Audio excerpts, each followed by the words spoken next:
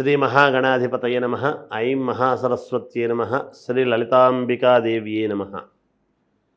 రాశిఫలాల కార్యక్రమంలో భాగంగా జూలై నెల అంతా కూడా 12 రాసుల వాళ్లకు ఎలా ఉండబోతుంది, ఈ మాసం అంతా కూడా ఏ రాశి వాళ్లకు ఎటువంటి ఉపయోగాలు జరగబోతున్నాయి అనేటువంటి దాని గురించి ఇప్పుడు మనం తెలుసుకుంటున్నాము. అయితే శుక్రుడు స్వక్షేత్రగతుడై ఈ జూలై 2వ తారీఖు నుండి శుక్రుడు ఎప్పుడైతే వృషభములో ఉండబోతూ ఉన్నాడో, తర్వాత కుజకేతువులు ఇద్దరూ కూడా సింహంలో ఉండేటువంటి దాని వలనను, అలాగే రాహు కుంభంలో ఉండేటువంటి దాని వలనను ఎవరెవరికి ఎటువంటి యోగాలు జరగబోతాయి అనేటువంటిది ఇక్కడ అర్థమవుతున్నది. ఈ గ్రహాల యొక్క మార్పు సందర్భాన్ని బట్టి జరిగినప్పుడల్లా మన జీవితంలో కూడా వాళ్ళ పర్సనల్ జాతకాల్లో కూడా మార్పులు జరుగుతాయి గోచార ఫలితాల యొక్క రీత్యా. అయితే ఎవరైనా సరే ప్రతి మాసము కూడా అంటే ప్రతిరోజు మనకు ఏం జరగాలనో ఎగ్జైట్మెంట్ అనేది ఉంటుంది కాబట్టి వాళ్ళ వ్యక్తిగతమైనటువంటి జాతకాలను పరిశీలన చేసుకోవాల్సినటువంటి అవసరము ఆవశ్యకత ఉంటుంది. మీకు నచ్చిన గురువుల దగ్గరికి రెగ్యులర్గా కాంటాక్ట్ అయ్యేటువంటి వాళ్ళ దగ్గర కానీ మీ సౌకర్యాన్ని బట్టి మీరు సంప్రదించవచ్చును.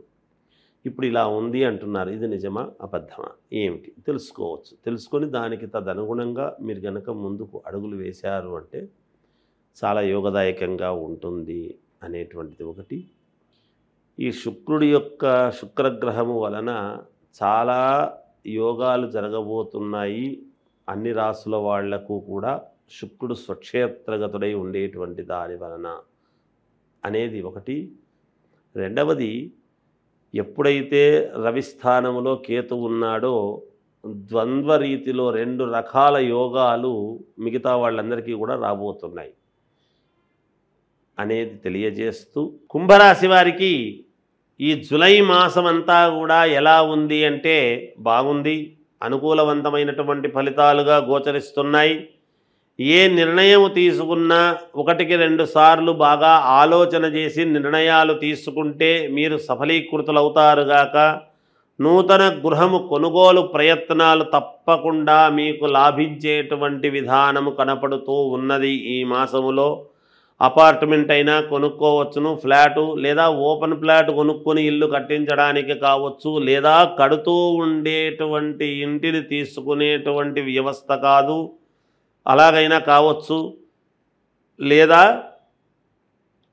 మేము కట్టినటువంటి ఇంటినైనా తీసుకునేటువంటి పరిస్థితులు గోచరిస్తూ ఉన్నాయి. ఏదైనా కావచ్చు కాక. కుటుంబ పెద్దల యొక్క ఆరోగ్య సమస్యల గురించి చాలా శ్రద్ధగా మీరు తీసుకొని ముందుకు వెళతారు. సోదరులతో ఒక వ్యవహారంలో ఊహించనటువంటి సంఘటన చిన్న ఇది జరిగి కాస్త మానసికంగా ఎందుకు ఇలా అనుకుంటున్నాం, మన జీవితం ఏమిటి, మనమేమిటి అనేటువంటి ఆలోచన ఉన్నతం వైపు చేస్తూ వీటిని సమన్వయము చేసేటువంటి విధముగా మీ యొక్క క్యాపబిలిటీని చూపిస్తారు. ఇతరులను విమర్శించటం అనేటువంటిది తప్పకుండా మానుకోవాలి. మనము మానుకుంటేనే మనం బాగుపడతాము అనేటువంటి నిర్ణయాత్మకమైనటువంటి ఇది మీరే తీసుకొని మిగతా వాళ్లకు చెప్పడం జరుగుతుందిగాక.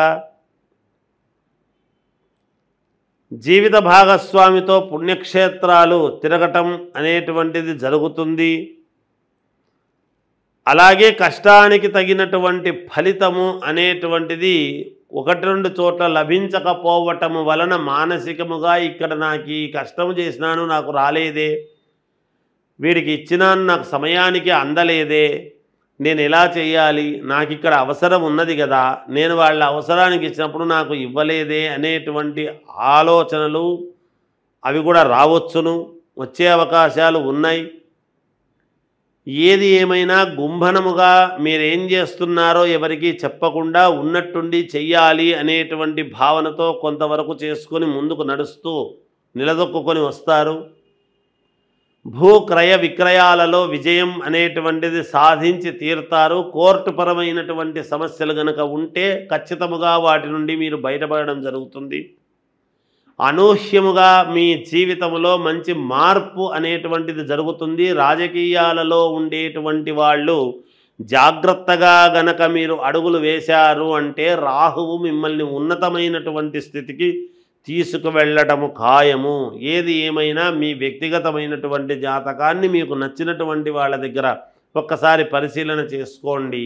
ఏదైనా దోషపరిహారం ఉంటే చేసుకోండి, మేలు జరుగుతుంది. 12 రాసుల వాళ్లకు కూడా ఈ మాసంలో చేసుకోవాల్సినటువంటి పరిహారము ఏమిటి అని గనక ఒక్కసారి ఆలోచన చేస్తే, ఈ గుప్త నవరాత్రులు అనేటువంటిది ఉండేటువంటి దానివల్లను తొలకరి వానలు పడి ఎప్పుడైతే ఇత్తనాల ఏకాదశి అనేటువంటిది, ఎందుకు ఇది మనకు ప్రాధాన్యత అంటున్నాను అంటే, పూర్వమంతా కూడా రైతాంగం మీదనే ఆధారపడి ఉండేది కాబట్టి, వ్యవసాయం మీదనే మనం అందరము ఆధారపడిన వాళ్ళము కాబట్టి, మనకు అన్ని రాసుల వాళ్ళు చేసుకోవాల్సినటువంటి పరిహారము ఏమిటి అని ఒక్కసారి గనక మీరు ఆలోచన చేసినట్టయితే, మీరు చేసుకోవాల్సినటువంటిది అమ్మవారికి మామూలుగా ఇంట్లో అమ్మవారి పటం ఉంటుంది, ఎక్కడికి బయటికి వెళ్ళక్కర్లేదు, లేదు గుడికి వెళ్ళి చేసుకుంటే పరమ సంతోషము, చేసుకోవచ్చును.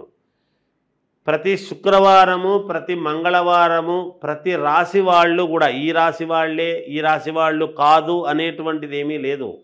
12 రాసుల వాళ్ళు కూడా ప్రతి మంగళవారము, ప్రతి శుక్రవారము సాయంకాలము రాత్రి 10 గంటల లోపల మీరు చేయవలసినటువంటిది ఏమిటంటే, కాళ్ళు చేతులు కడుక్కున్న తర్వాత ఒక అమ్మవారి పటం ముందు కానీ, లేదా అమ్మవారిది విగ్రహం ఉంటే విగ్రహం ముందు కానీ కాసేపు ఒక్క 10 నిమిషాల పాటు కూర్చొని, 10 నిమిషాలు మాత్రమే కూర్చొని 5 తమలపాకులు, 5 ఒక్కలు, 5 పసుపు కొమ్మలు పెట్టి రాత్రిపూట, ఎందుకంటే గుప్త నవరాత్రులు అనేటువంటివి జరిగి ఉంటాయి కాబట్టి రాత్రికి చాలా ప్రాధాన్యత ఉన్నదని తెలియజేస్తున్నా నేను మీ పనులు కావడానికి.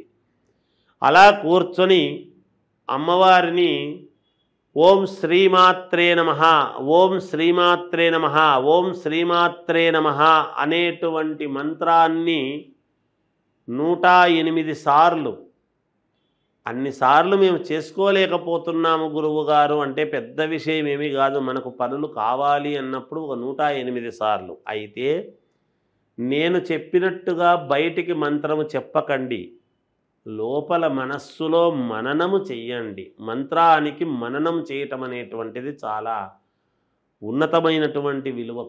నేను బయటికి చెప్పకపోతే మననం చేస్తే మీకు ఎలా అర్థమవుతుంది? ఏదో గురువుగారు మూగ భాష చెప్పినారని అనుకుంటారు. అలా అనుకోకూడదని నేను బయటికి చెప్పాను. నిజానికి మంత్రాలు బహిర్గతం చేయరాదు, అందుకనే ఉపదేశం అంటారు, చెవులో చెప్పాలి. అయితే ఇప్పుడున్నటువంటి పరిస్థితుల దృష్ట్యా యావత్తు ప్రపంచానికి ప్రసార మాధ్యమాల ద్వారా వీళ్ళు ఎంతో ఉన్నతముగా అందరికీ తెలియాలి అనేటువంటి తాపత్రయంతో చేస్తున్నందుకు గాను ఆ యొక్క దీన్ని మీరు సద్వినియోగం చేసుకుంటారు అనేటువంటిది అనుకుంటూ, ఈ యొక్క ఇది మీరు చేస్తే మీకు మేలు జరుగుతుంది అని తెలియజేస్తూ జయోస్తు.